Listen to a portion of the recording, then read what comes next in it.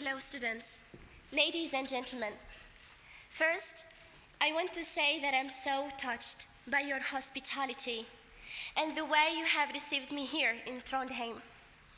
It has really been a great week, and this evening has been really amazing. Thank you so much for this. I am extremely humble when I stand in front of you today. This is a moment, and this is a prize that I believe that I am sharing with all my fellow Saharawi students and with all my brothers and sisters in Western Sahara. Many of those Sahrawis have suffered and sacrificed much more than I have. Many Sahrawis have also worked harder than I have and for a longer time.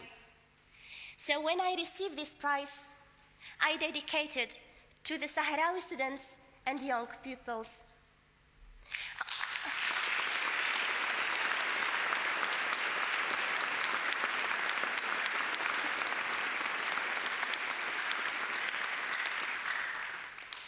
On this occasion, I just want during these next minutes to share with you a very small selection of images of the brave Sahrawis that I am working with. I share prize with them all and with many, many more. It is now 33 years since the colonial power Spain left my home country, Western Sahara. Instead of independence, we were occupied by Morocco. To this day, Morocco has still not established a single university in Western Sahara. For Sahrawis who want to study, we have to travel to Morocco. There, Sahrawi students suffer from various forms of discrimination. First of all, we suffer the everyday discrimination.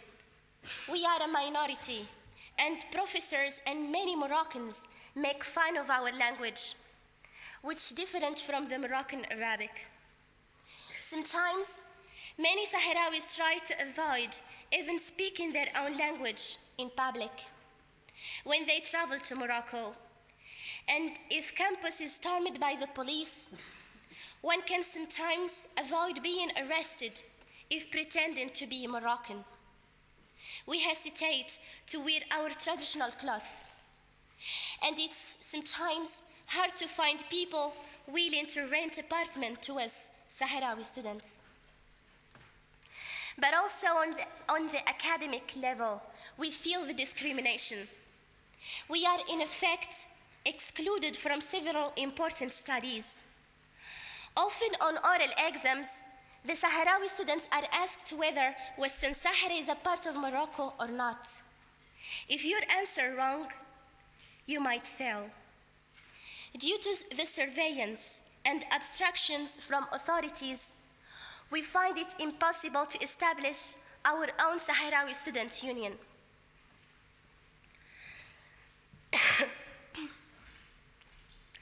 This is how we demonstrate in the universities of Morocco as well as in Western Sahara. We make kind of seminars and demonstrations. We sing our Sahrawi national anthem, and we make slogans of liberation and self-determination. And also we make documentation for the Moroccan students, so that to inform them about what we are suffering in Western Sahara and what we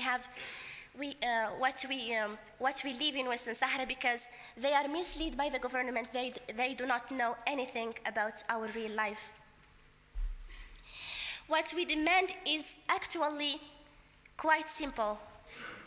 We demand our rights at the university, and we demand our right to self-determination for Sahrawi people. I want just to say very few sentences about what the Western Sahara conflict is all about. Western Sahara was occupied by Morocco in 1975. The invasion was condemned by the United Nations, and it was brutal. Moroccan air forces bombed Sahrawi settlements with napalm and most people fled the country. To this day, a majority of people still live in refugee camps in Algeria. Some of the indigenous Sahrawis stayed behind and live today in the occupied territories, just like me and my family. Since 1960, when Western Sahara was part of Spain, the United Nations has demanded that a referendum must take place. More than 100 United Nations resolutions say that the Sahrawi people has right to self-determination, meaning that we, the Sahrawi, should be able to decide for ourselves whether we want independence or not. There is even a United Nations operation in Western Sahara to implement a referendum, but Morocco refuses to cooperate in arranging it. And sadly, particularly France and the United States are close allies of Morocco, and they work to protect Morocco both in United Nations and in the European Union. So while my people has the right on its side, Morocco has the power. The Sahrawi students choose to work peacefully in defending our rights for the referendum that the United Nations promised us